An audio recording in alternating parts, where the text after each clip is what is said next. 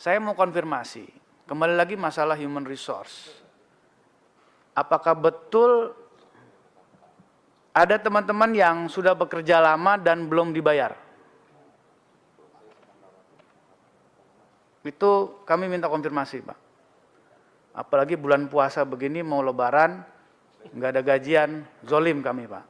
Kita zolim, Pak.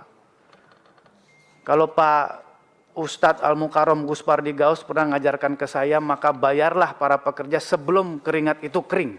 Itu hadis sahih, betul ya Ustadz ya? Maka kalau kita buat turunannya, ya, kita buat tafsirnya ke bawah, dari hukum fikih yang ada 5 itu, ya, haram, halal, makruh, mubah, sunnah. Maka yang menunda itu haram, Pak. Jadi bukan tidak membayar, menunda saja haram hukumnya, Pak. Ya, jadi tolong dikonfirmasi apakah betul, ya, ada yang belum dibayar sampai bulanan. 3 bulan, 2 bulan, 4 bulan, 5 bulan, 6 bulan. Kalau belum segera bayar, Pak. Mumpung ini lagi bulan Ramadan, Bapak masih banyak dapat ampunan. Amin. Saya ingin mengkonfirmasi tadi sebetulnya tentang apakah ada yang belum dibayar, Pak. Ya, kami harus jujur menyatakan bahwa kami masih menunggu Perpres tentang hak keuangan eselon 1 dan turunannya pada saat ini. Ya.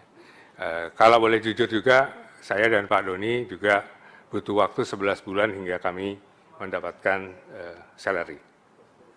Gitu. Jadi ya